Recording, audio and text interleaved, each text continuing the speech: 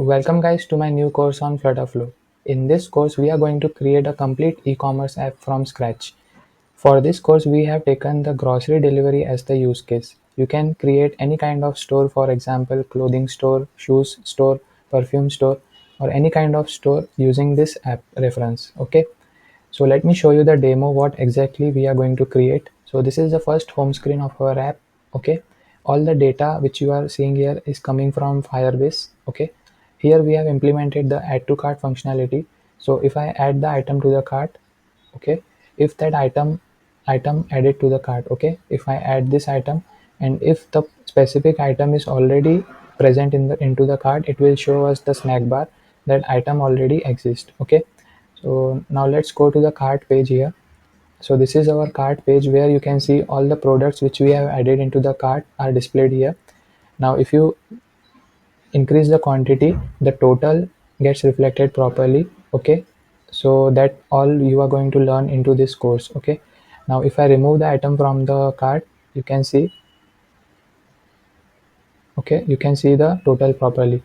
Now on the click of this continue to checkout, a Razorpay payment gateway is integrated.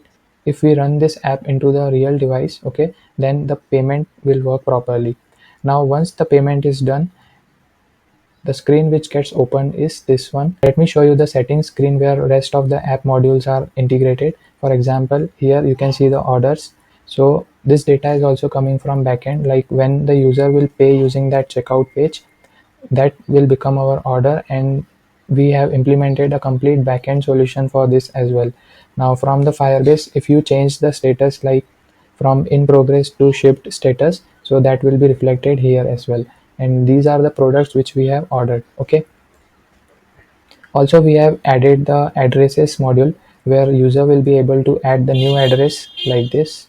Okay, here user will be able to add new address, user will be able to edit and delete as well. Okay, also we have implemented the edit profile module where users will be able to fetch the data which is already present. Okay, and if the user want to update that will also be done using this. Okay, and also we have implemented some general features like team support feature.